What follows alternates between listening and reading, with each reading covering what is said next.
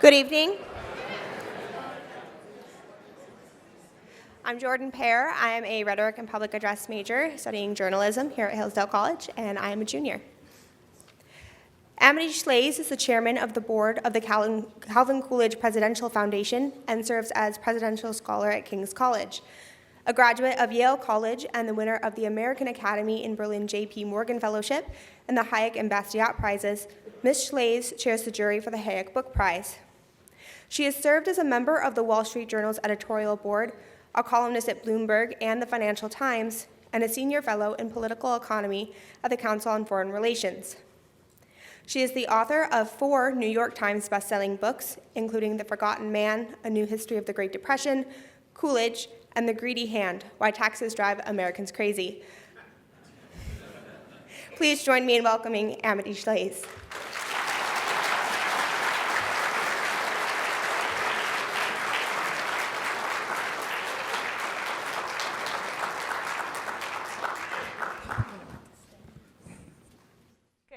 Can everyone hear me? Thank you. If you cannot hear me, please stop me. I'm so happy to be here. And I know you're curious about the picture. Do you have any feedback from the other mic? We're okay? I don't know if you saw the recent study from Harvard that people are talking about. It's about housing. It's a state of the nation on housing. The headline reads, U.S. housing market bouncing back, but not for all. And the report then, of course, then goes on to recommend that it is time to build low-cost housing in the United States. It's time to rehouse, that's the verb I've heard, America. And perhaps also you saw the story that states are now calling for greater funding of health care from the federal government. I think we've probably heard that before. Or perhaps you've heard the Speaker of the House calling for update of aid, what we used to call welfare for poorer people. That sounds familiar too. Nothing is new. It is just forgotten. Everything we contemplate now has been contemplated before. Every impulse politicians have now, they've had before. We just don't remember or choose to remember. Especially a period just far enough away for it to be, by many Americans, truly forgotten, which is the 1960s.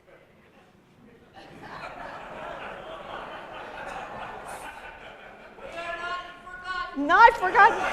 So it's your job. So today I want to go back with you. I was very glad to hear Peter's remarks, and our remarks overlap and in a reinforcing, wonderful way.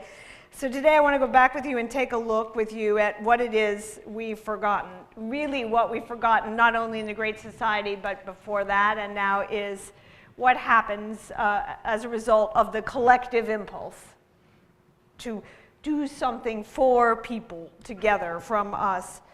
You recall the name of the Great Society, and you recall what it was, the best and the brightest domestic version, right? The single greatest endeavor by our national government, undertaken, footnote, in a period of prosperity. So even more dramatic than under President Roosevelt, who thought he was rescuing the economy. This was an economic effort taken during prosperity with a specific task to end poverty.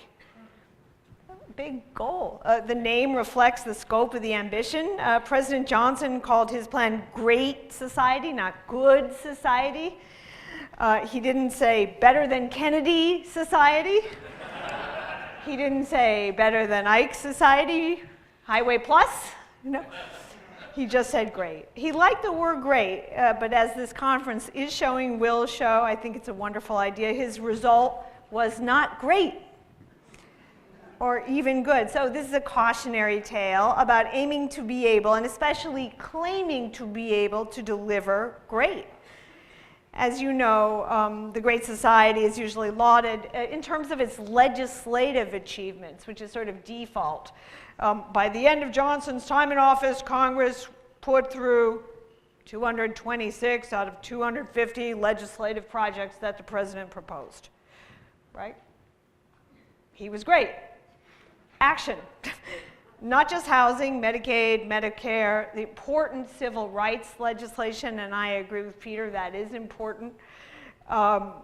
New departments were created. I don't know if the younger people know that. Like you've heard of HUD, Housing and Urban Development. That was born in the middle of the 60s, HUD. So you want to imagine not a stream, but a flood of laws coming upon the country, coming at the country. And usually, as in the legislative discussion, this exercise is evaluated from the top, from what other political people thought of Johnson, or what Johnson thought of other political people like that, right? Or what the Senate thought, or what the Republicans thought. So tonight I'd like to look at the Great Society from the bottom, the very bottom, and from one single sector, housing, and indeed one subsector of that sector, public housing, that is to say, projects, developments by the government for poor people. And within that subsector, we're going to peer from the point of view of one individual housing project in one city. Is there anyone here from St. Louis? Please ask a question and add the corrections at the end, because I'm going to talk about Pruitt-Igoe. Pruitt-Igoe is a microcosm of the experience of the Great Society for the very people the Great Society was supposed to help, poor people. The experience at this housing project called Pruitt-Igoe would be comic if it weren't tragic. And Pruitt-Igoe is worth hearing about because it reminds us of the risk of our current projects, housing and otherwise. It takes a minute to convey the spirit of the venture and the results, and I'm very grateful, let's say, to President Arnn, to Tim Casper, to Matt Bell, who I'm just getting to know, and to you for the chance to speak tonight. I want to add a thank you to Murray Stegelman, my friend and colleague, from Coolidge projects as well. This Pruitt-Igoe story actually begins before the Great Society, back in the 1950s, in the prequel Great Society.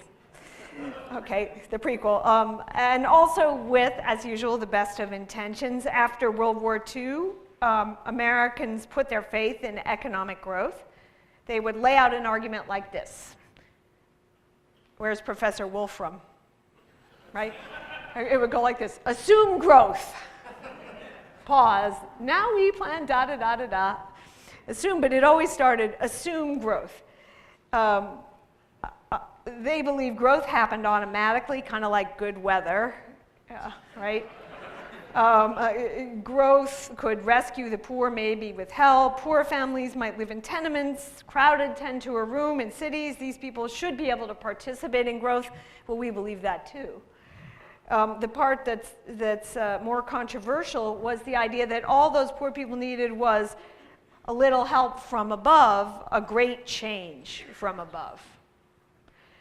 So there's a choice on how to get change, even great change, because there are different kinds of great, right? One way to get greatness in cities is to free up markets and allow cities to try to improve themselves, including through growth. Maybe then there'll be a better life for the poor, maybe through private enterprise. And at the time this was all happening, this obscure economist wrote about cities, we must not overlook the fact that the market has, on the whole, guided the evolution of cities more successfully, though imperfectly, than other fashions of helping cities. Such evolution, the evolution of the city, is also greatness. The name of that obscure economist was Fred Hayek. The second way to, at least urban greatness, is to solve the city's problems from atop, via the government. And you know that America chose the second path, the government way. Assume growth, government can spend, and the federal government will help. Therefore, the cities needed to help, the new downtowns, I'm still in the 50s, with new housing, especially public housing, and the government, the states and the cities are all going to get together, maybe with the private sector, and you get a bonus, maybe some stimulus, right? Economic growth, right? Okay, so in St. Louis, rows of shabby cast iron structures housing messy rundown shops in the downtown area. So St. Louis was one place. City fathers thought and governments thought the change had to come. Slum surgery in St. Louis was how the editors of Architectural Forum described what was going to happen. For starters, as St. Louis knows, bulldozers knocked down 40 acres of riverside structures, including not only tenements, but also in the cast iron buildings, several going concerns, businesses, small factories, and into the vacant lots would go commercial buildings and structures for tourism, and of course the St. Louis Gateway Arch, for example. And then in other lots, gone through by different bulldozers, there'd be the baseball stadium and what used to be the Stouffer Hotel. That's the Millennium, I guess, right? And the corporate buildings, Pet Milk Building, but also key was affordable housing, public housing. Housing was so important, it was going to be a very large group effort. The federal government would pay and the city of St. Louis would raise, and together with private architects or contractors, blah, blah, blah, they would build. Team effort, that's a plus. But anyway, to Pruitt-Igoe. The record suggests that the authorities didn't merely just take care when it came to building this public housing project. They took great care. I've saved this for you. This is one of the original slides of Pruitt-Igoe. The theory here was the better the planning, the better the outcome. The more credentialed the experts, the better the planning. The greater the attempt at precision, the better the result. This, even though precision or a pretense to precision can just hide that you don't know what you're doing, right? I'm going to grow 1.11 inch this fall, but I'm not in charge of my growth. This is still the 50s, and the planners determined there'd be 33 towers, 11 stories each, the biggest public housing project, great, in all of the United States. And there were very high hopes for the architecture. With an eye to St. Louis' reputation, they chose an architect named Minoru Yamasaki. He's the star professor of the International School. He planned an international style complex, very modern, but he added his own innovations to improve quality of life, such as wide halls so adults could stroll leisurely outdoors, or he staggered the buildings. So, well, let me just see if I can show you that. Yep, wide halls. You could play in those halls. Staggered buildings. There they are. This is the Legoland of Pruitt-Igoe. So there would be light from all four exposures. Gardens, swing sets for the children. The architects and the St. Louis Housing Authority meticulously reckoned this project. They determined, after much demographic study, that a lot of 2 bedrooms were needed and not so many 3 bedrooms. They bet on small apartments. They even put in undersized appliances to squeeze them in. And Yamasaki did what Washington and the St. Louis Housing Authority said, funded by Washington.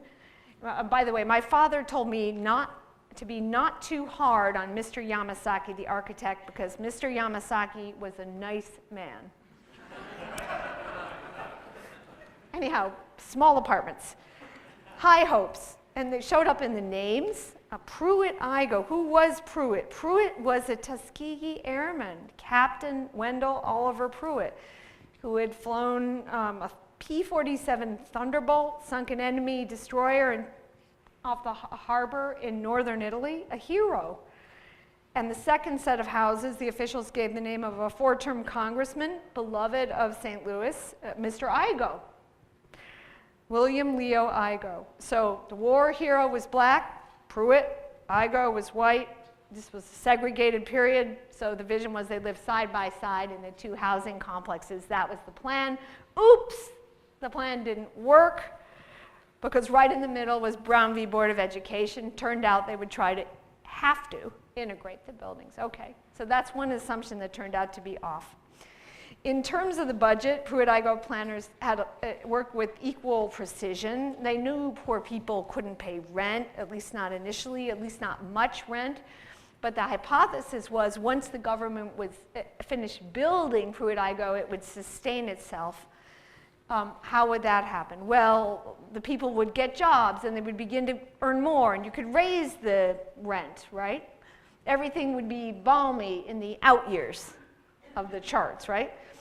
And that worked on paper, but just in case they made the building really dense, so a lot of people would be paying rent. That might bring in enough revenue. So instead of, say, 2,000 apartments for the whole area, poor Yamasaki had to build 2,870 apartments, and he had to scrounge around to find room to put in all those extra apartments. He didn't plan to get money to save the housing project, to make it feasible. In the end, he had this ingenious idea of having the elevators stop only every few floors.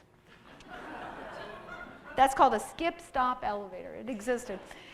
And then he would have extra room in the floors where you didn't get out of the elevator to put one more apartment, right? Maybe a 3-bedroom. At the very beginning of Pruitt-Igoe, 50s going into the 60s, the planners' aims did seem to be met. I mean, compared to a shabby apartment, ground floor with no heat, where mother might sleep by a stove, which is what happened in some of the stories we hear about Pruitt-Igoe, these apartments were like paradise, especially if you lived up top on the 11th floor. It was supposed to be, and people said it was, and we have every evidence people thought it was, who lived there, a poor man's oasis. Residents peaked at 91%. That's pretty good. In 1957, they had traded slums for paradise, and Pruitt-Igoe was a national model. It was on TV. People in the Pruitt-Igoe couldn't have TVs. I'll get to that. But Pruitt-Igoe was on TV. But pretty soon there was trouble at Pruitt-Igoe. The officers from the St. Louis Housing Authority and the welfare supervisors, a lot of these people had to be on welfare. They kind of lorded it over the tenants. And later one tenant, whose name is Jacqueline Williams, recalled the attitude of these supervisors from the government who came to the building. They would be like this: we're giving you money. We want to be able to control you. We're giving you money, so we have the right to make some stipulations about how you live. And the families were sometimes not permitted a telephone. They wouldn't get a TV. They couldn't pick the colors of the walls that their apartments were painted with. They had to be white. And what if you didn't want a white wall? Jacqueline Williams' mother, one of the tenants, they didn't in her family, she wanted her children to learn, but they didn't have a lot of scrap paper to do homework on. So Mrs. Williams created a kind of blackboard of her own by painting one wall black and letting the children draw on it with chalk. Well, they were afraid they would get in trouble for that and lose their apartment. And the social worker came and thought about it, and finally she gave the Williams an exemption, because she saw that it was important for the learning of the children. But that was itself an exception. There was also trouble with the budgets, and fairly soon it turned out there was an oversupply of 1- and 2-bedroom apartments and an undersupply of 3- and 4-bedroom apartments. The planners had it backwards. Occupancy dropped. That meant there was less revenue for maintenance. So suddenly the area around the garbage chute wasn't cleaned as often as it should be. And the management's feeling tension with the tenants. And guess what? The children did not swing on the swing set. They preferred to run in the hall.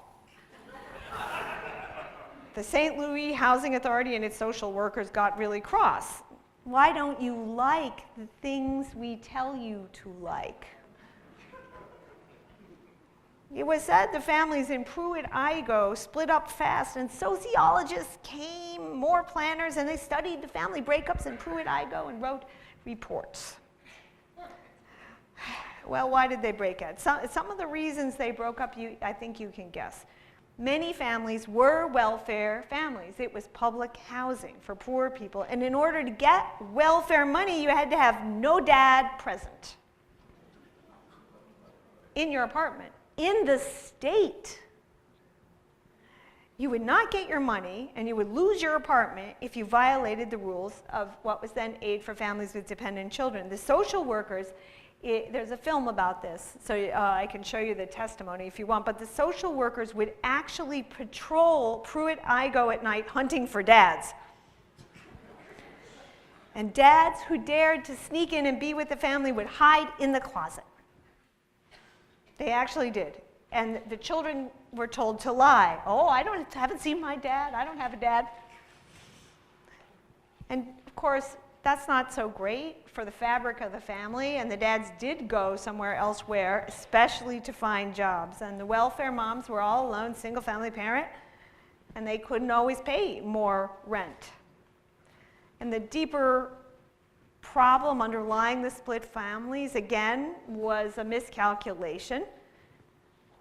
It was that not only people, but truly jobs were continuing to leave downtown St. Louis. Development did not inspire companies to expand enough. Companies wanted to expand in the suburbs, where everything was cheaper, where there was less crime. Oops. The jobs you were counting on were gone. The broadest original premise on which this Legoland was built, that cities always grow, just was flat wrong. So now we have enter Lyndon Johnson and his Great Society. Not so far from here at the University of Michigan in 1964, Johnson delivered a famous commencement address. He promised a great society in our cities, in our countryside, in our classroom, the 3 C's. He said our society will never be great until our cities are great, and he declared war on poverty. He promised to spend more than other presidents had spent. Note it well, because this is the first act of forgetting. With Great Society 1, let's call it that, Johnson forgot the evidence that was already there in places like Pruitt-Igoe. Okay, so Great Society, you're Pruitt-Igoe, it's 1964. Well, we Pruitt-Igoe fit into at least 2 of these categories, cities and classroom. That means we're going to get money, right? And many of the dozens of new laws of the Great Society, Johnson's program, include benefits that would theoretically apply to us. There was a new law, the Manpower Act of 1965, to train us in Pruitt-Igoe, and Washington, of course, also tinkered with welfare, expanding it. The centerpiece of the early war on poverty, and Peter talked a little bit about this, was the Economic Opportunity Act of 1964. That created an Office of Economic Opportunity to help employ and improve the housing and the jobs, employ the poor.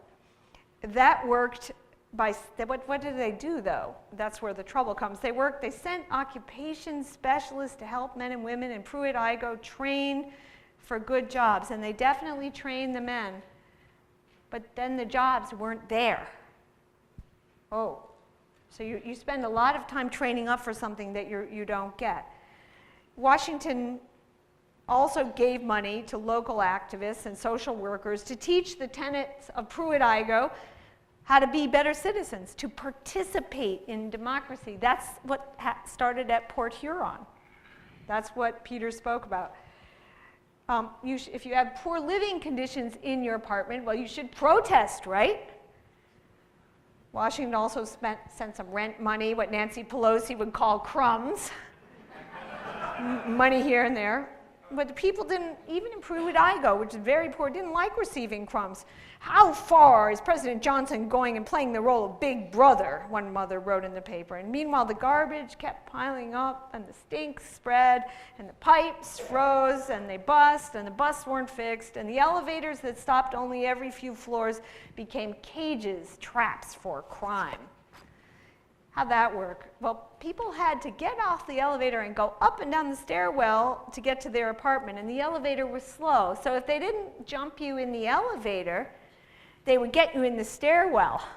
They knew you were coming, like a salmon or something. You know, they knew traffic was coming. And those wide hallways that were supposed to be so pleasant, right? These sort of quasi-outdoor hallways, they had just enough room for a gang to stand there and wait for you, right? And people referred to getting to their doors running the gauntlet. because the gangs would hassle you, especially if you were a boy, going to the door. So an elevator plan to make the whole project feasible had rendered it infeasible.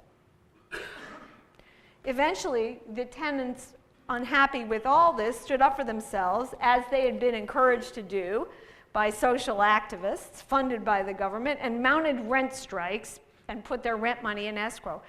And who can blame them? But the rent strikes did not improve the living conditions, because the St. Louis Housing Authority, and this is where we get into the nitty-bitty of the bureaucracy, wanted to spend more on maintenance itself, but it didn't get the money. Washington didn't send that money. It was too busy with other ways to make society great, right? So the housing officials in St. Louis were dependent on the officials in Washington, who were dependent on the congressmen, who were either A, reluctant to spend more, or B, distracted by Vietnam, right? Didn't have time for this, and so the money didn't come. And the disrepair became great, and people moved out of some of the buildings, and they were boarded out. Every year, occupancy dropped and dropped again, and the arithmetic of revenue became tougher. This kind of story played itself out, of course, all across the nation. Sending money to community activists didn't turn out to be a good idea. All the activists did was pester City Hall. You know, there were riots, 65, Watts, Los Angeles, Detroit, 67. It turned out that trying to help people didn't make them any less angry. When I'm writing a book about this period now, and the only people who make sense to me that I'm coming across among the protesters are actually the black nationalists, because they said, in their way, let us do this on our own. Don't butt in anymore. I don't need to be taught how to participate. I need to be let alone and supported in what I do. So these results, Great Society won, weren't heeded. Johnson forgot his own record, or I guess one can say intentionally overlooked political forgetting. Instead of pulling back, the Johnson administration redoubled on the planning and launched Great Society II in 1966. And people at Pruitt-Igoe began to hear about Medicare and Medicaid. That was Great Society II, and more checks, we're going to come to then, into the dilapidated, graffitied mailboxes that were vandalized. But the money wasn't quite enough to make up for the job loss. They heard about something called model cities, which was very big in Detroit. But here their model city was failing. And they heard about this new department, HUD, Department of Housing and Urban Development. And it was going to send $7 million for Pruitt-Igoe, and there was some repair. There was some repair, and there was some change. For example, people got to choose what color they would paint their wall with the new paint. The new planners had a whole raft of little proposals like that, and they were very confident that because they were smart enough, they could make Pruitt-Igoe right this time, another time. Oh, and an example was the issue of vandalism of lighting fixtures, which had become a big problem. Lights inside, lampposts outside, they were all knocked out. The planners thought this time they knew the answer, which was to design, with expensive engineers, unbreakable fixtures. They lodged little light bulbs in little screen cages, so the kids couldn't get through the wire mesh to break the light bulb. Kids and gangs took this kind of as a challenge, and they squirted water through the mesh on the light bulb until it burned. And the planners said, well, let's do outside. They developed these globes, to house a bulb outside on a lamppost that were of butyrate, which was supposed to resist anything, even the rocks you threw at it, and that worked for a while. Soon enough, through the late 60s, Pruitt-Igoe was so embarrassing to the country that the first secretary of HUD, Robert Weaver, didn't even want to take ownership of the project. Weaver told the press that Pruitt-Igoe was a project he had inherited, not his problem, and that, by the way, it would never be a happy project. He doomed it. Even the architect Yamasaki wanted out. Disassociate me, please. By now he was working on another project, the World Trade Center, Twin Towers. And about Pruitt-Igoe, Yamasaki couldn't restrain his regret. He said, "It's a job I wish I hadn't done." And the key premise growth, well, that's still failing to materialize. I mean, just to give you an overview, in 1960, St. Louis had 36% of the jobs in the state. By 1970, it only had 25%. The city's shrinking. Manufacturing, where the citizens of Pruitt-Igoe would necessarily work, most of them, there had been 200,000 jobs after the war, and there would be less than 100,000 by the end of the 70s. So the ultimate metrics had been way off. It would be nice to report at this point that Richard Nixon, when he took office in 1969, did not forget, as Johnson had, but Nixon forgot too. He disregarded the record, and he launched, effectively, Great Society III. Nixon had his own welfare program. You'll study that in class. He was going to reform housing. He got his own housing secretary who was clever and different. That was a man named George Romney. And Romney was very self-important and pretty bright. You could see that. Very self-important, though.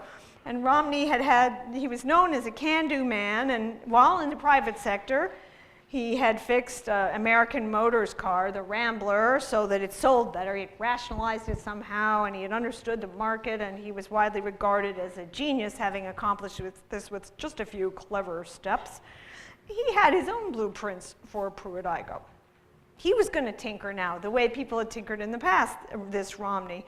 Now we're in the early 70s, and Pruitt-Igoe is an urban ruin. This was his Legoland now, Romney's, right? And so he worked scientifically, and he decided, his conclusion was, the buildings were too big, right? The buildings were too big. People nowadays like smaller buildings. He'd read that in the architecture journals, right?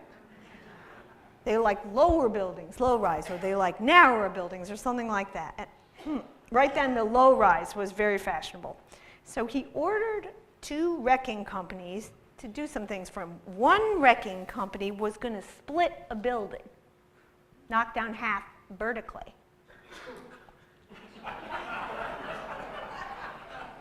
Another wrecking company would knock off the top of a building. 7 stories, leaving 4 stories. Ideal, urban planning, ideal. 4 stories, right? And voila, the problem would be solved. So he selected a team for his dynamiting, both 2, but one was known nationally for its ability to dynamite with precision. It's called controlled demolition. It still exists. And they said about controlled demolition that it could drop a building without even rattling a teacup. It was so good. So controlled demolition decided it was going to try the top lopping off. That's what it was going to do with a pilot on O'Fallon Street. To describe his goal, the young man who did it from controlled demolition, he was the heir to the company named Marc Loiseau. He used a metaphor that had informed discussion of Pruitt-Igoe from the very beginning. He said, "We like to think we have a skill something like a surgeon. We're going to fix this building." And his team planted the explosives in the wall way up high, and they strung the wires, and with an audience of 100 so, and including school children who lived in these buildings, controlled demolition blew the top off 2207 O'Fallon. Another company tried splitting, but when they studied the result, they weren't sure the experiment had worked. The apartments at the bottom weren't really habitable. There was more mess than a teacup broken, right? And there's a consult, and Romney consults, and they decide they have to do total demolition, at least of an individual few buildings. And eventually, they blew a number of buildings to smithereens.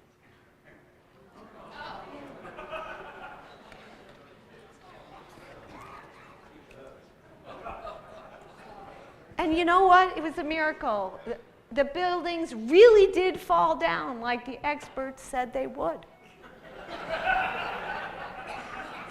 So at long last, Pruitt-Igoe had a success for the planners to claim. So what do you have? A government that failed at every effort but demolition. Congratulations. And I almost forgot. In the area of the rubble, there was a new problem that resulted. Rats. So, rats, rodents. So frustrated, the authorities dropped their sights even lower. Now their planning involved rodents. The authorities would ensure the demolished buildings did not become a harbor for rats. They promised St. Louis. And that was now all that was left that the Great Society could deliver. A society with rubble and no rats.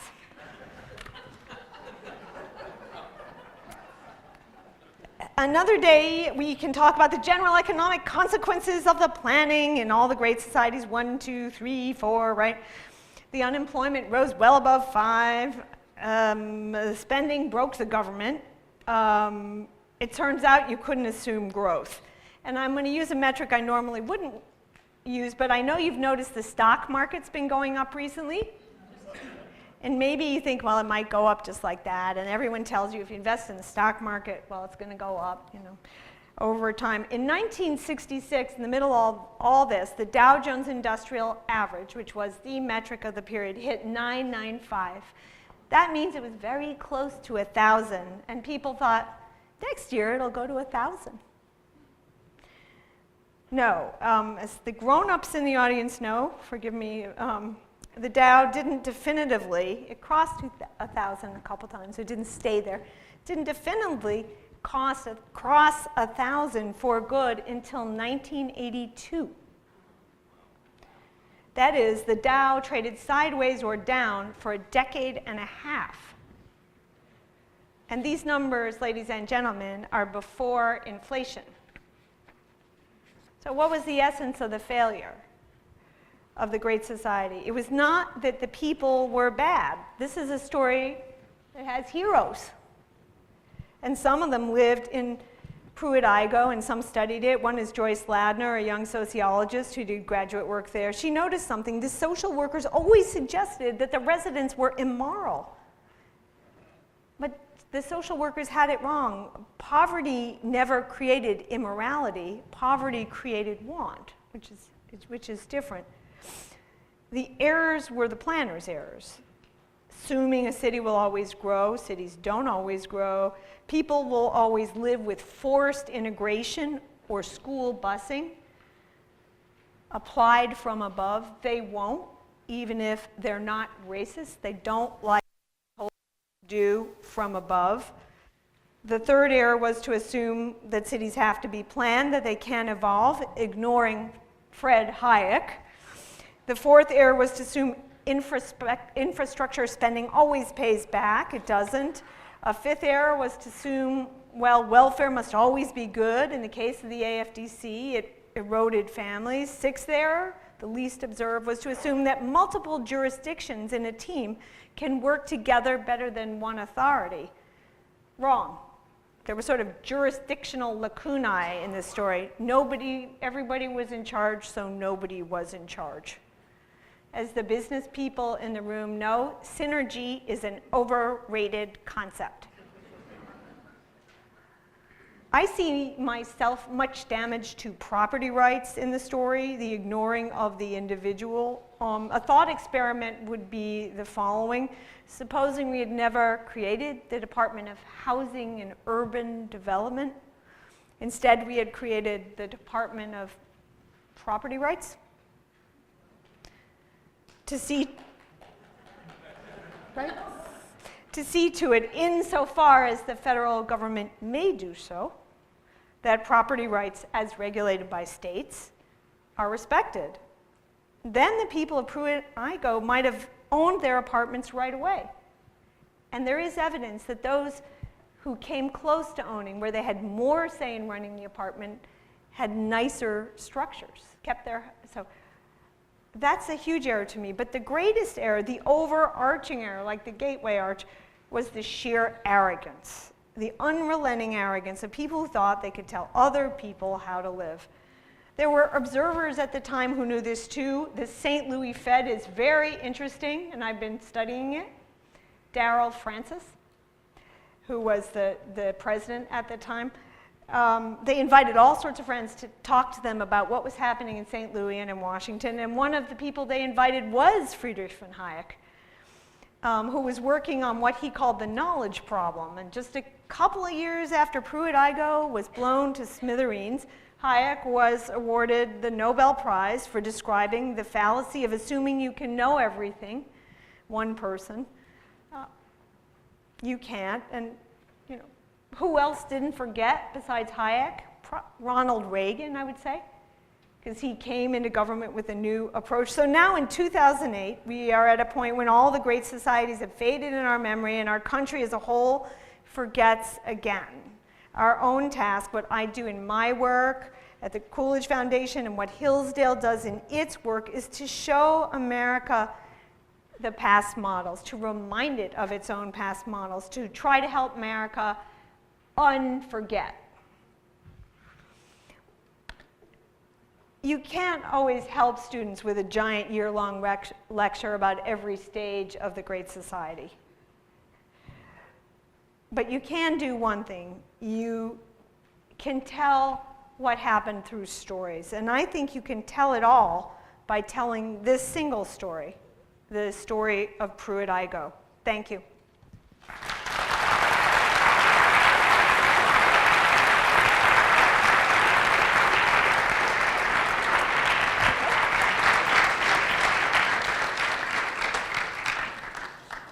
Thank you, Mrs. Shlaes. We now have time for a few questions. Please raise your hand and wait, and the microphone will be brought to you. Hello. Thank you for coming here and speaking at Hillsdale College. The one question I had was that you mentioned that some heroes were born out of this. Could you, I don't believe you mentioned who those were. Could you please mention who they were? One of them, I think his name is Sylvester Brown. There's a movie about Pruitt-Igoe. And it's not written by Friedrich Hayek. It's by the people of St. Louis. So it just tells the story from their point of view. But they were leaders, for example, in the rent strikes in a good way. They were saying, this isn't right. Maybe they didn't always have the right solution, our solution, but maybe there was some wisdom somewhere in their solution. And if you watch the footage of Pruitt-Igoe from 65 to 75, they became leaders in their community because they stood up for pointing out the errors. I like very much the sociologist Joyce Ladner, who was only 21 when she studied the families of Pruitt-Igoe. For the social scientists in the room, she worked for Lee Rainwater, who was doing a study, and who also, he worked in the group that included Daniel Patrick Moynihan and Edward Banfield and a bunch of other social scientists who were realizing that the arrogance was a problem as they conveyed all this. So I look less for civil heroes in St. Louis and more maybe to people also like Peter here, Peter Collier, who came out of what they did, realizing something hadn't been right, and had the guts to speak up about it.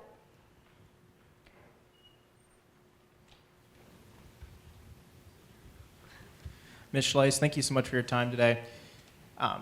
Given your presentation, could you tell us what should be Secretary Carson's top 3 priorities as Secretary of the HUD today in 2018? Thank you.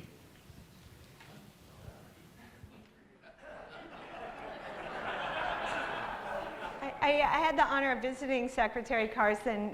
The first order of business is to blow up the HUD building.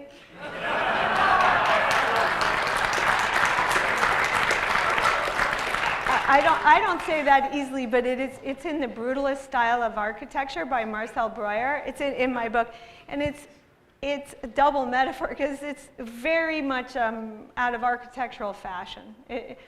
Breuer was a much tougher architect than Minoru Yamasaki. And it isolates the people who work there. It's so big, it's all concrete, right? It's 10 stories of basement above ground, basically. That's what they say. And I don't want to entomb, Dr. Carson is too precious to be entombed in HUD. So that's one. And the number 2 thing is they should lead with privatization.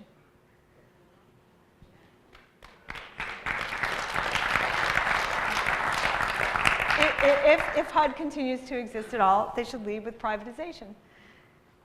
That's sort of in his way what Jack Kemp in that office at one point was trying to do, but usually HUD, the very institution intimidates the person who sits in the chair of secretary.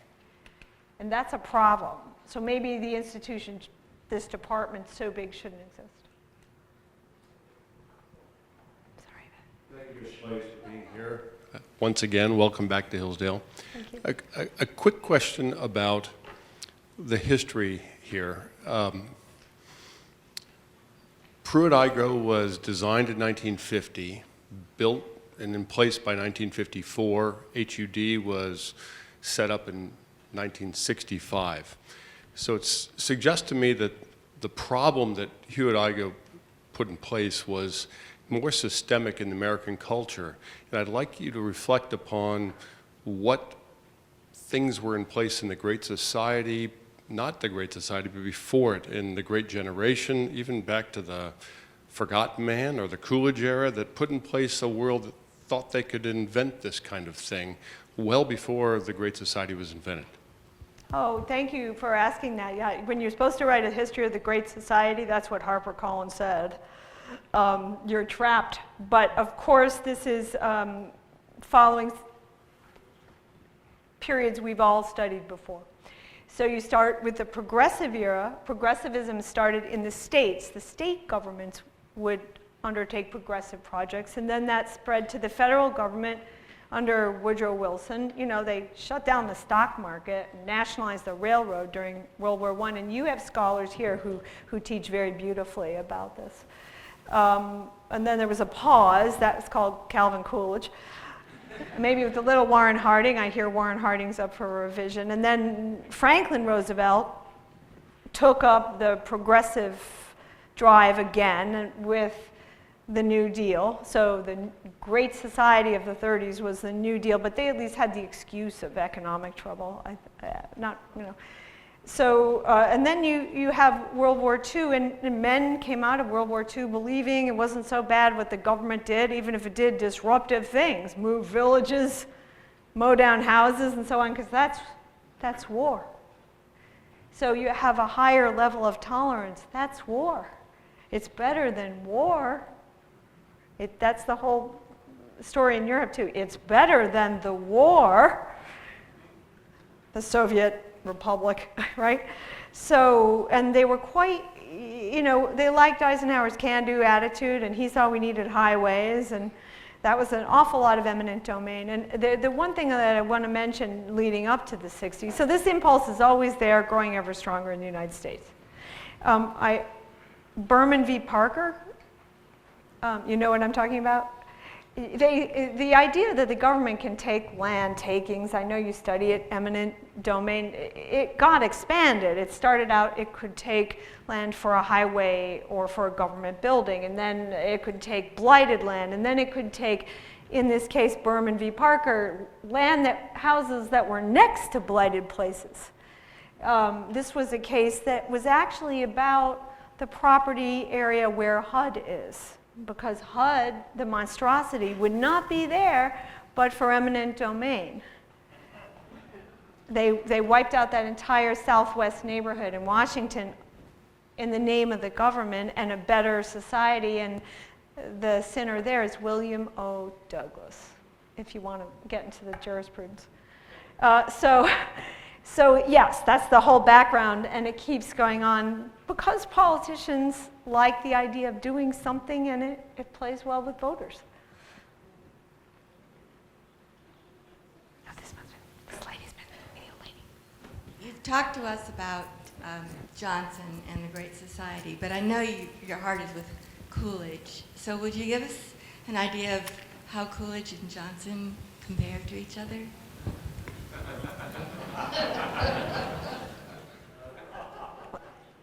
tough question, but thank you for it. They both were vice presidents who inherited the presidency when their president died tragically.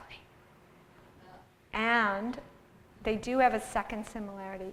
They both vowed to execute what their president had promised. So Coolidge, Harding was his president, and Harding wanted to get the marginal tax rate down to 25%. But he died before he could, and Coolidge, gosh darn it, he got the marginal tax rate down to 25%. And he kept the budget balanced. Johnson, very famously and nobly, took it as his task to continue what Kennedy did. Unfortunately, in my judgment, he went much farther than Kennedy. He out-Kennedied Kennedy. So that's the big difference. And Johnson was an extrovert, and Coolidge was an introvert. So they're the opposites. And Coolidge said, men do not make laws, they do but discover them. And he told his father, who was a lawmaker in Vermont, in the state capital in Montpelier, sort of there, Madison, it's better to kill a bad law than sign a good one.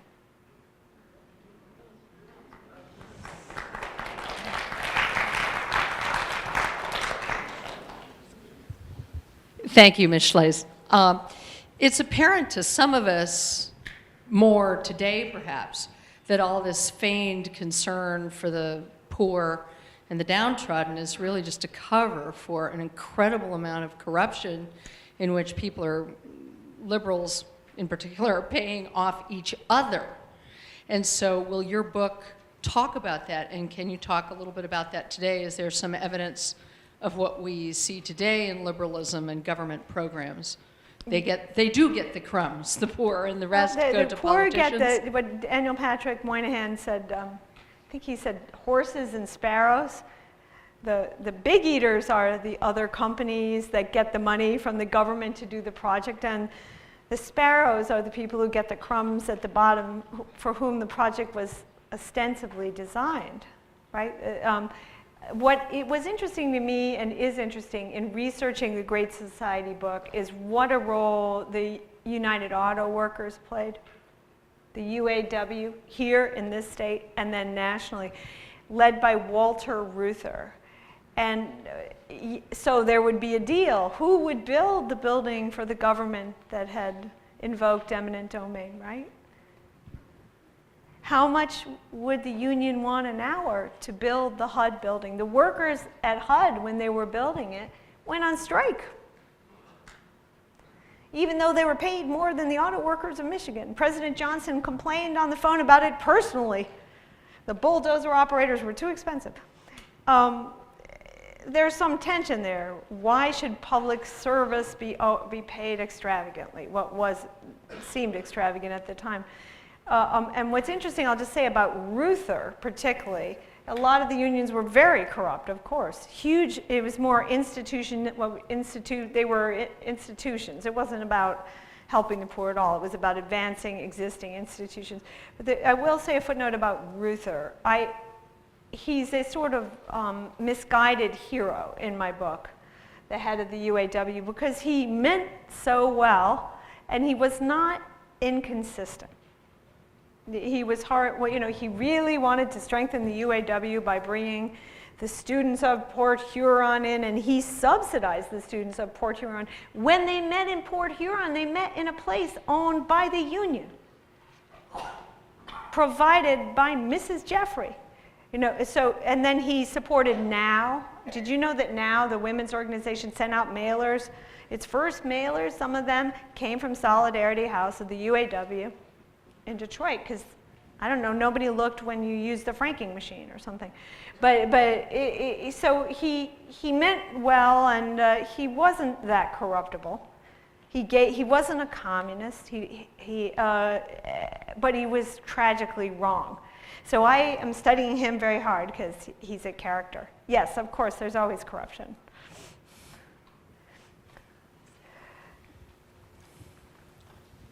You made the remark several times, or at least one time very emphatically, that the people who had the money felt that they had control over the people who were receiving the money. I had a very good friend who not only lived near the Detroit riots, she lived in the Detroit riots. And I'm wondering how much of that mentality or the interaction contributed not only to the Detroit riots, but also to Watts. Well, of course it did. When somebody promises you something and it doesn't materialize, prosperity, and now you have television so you can see prosperity, which people couldn't before so much, right? Every night you become frustrated. That's not the only factor in the riots of Detroit or Watts, but it's a factor that someone promises you you are entitled to something. And then you are entitled to prosperity. Well, I term prosperity a television set. That's what I term it, right? Looting. What happened in Detroit? What were the people arrested for in Detroit? I know you study this. Looting. They busted the window of the store and took the television or the washing machine. Well, so I see a connection. What I'm interested in finding is how much, for example, and I don't know the answer, the office, the OEO office, the government office in Washington funded people, if they did, who then might be involved in riots. It's not, worth a whole book, but it's kind of worth knowing what part of this of participatory democracy turned into riots, and was it at all funded? We have time for one more question. What happened to the people that lived in True of Ico who were ousted? Did they just get more public housing? Did the cycle continue, and what happened? You know what? I don't know name by name, but I know that some went to other public housing, right? So that's a good question. The 2,000 households didn't leave at once. By the time they blew up Pruitt-Igoe, most of the people were already gone because most of the jobs, is that correct, St. Louis? Do you have yeah, where? They're where?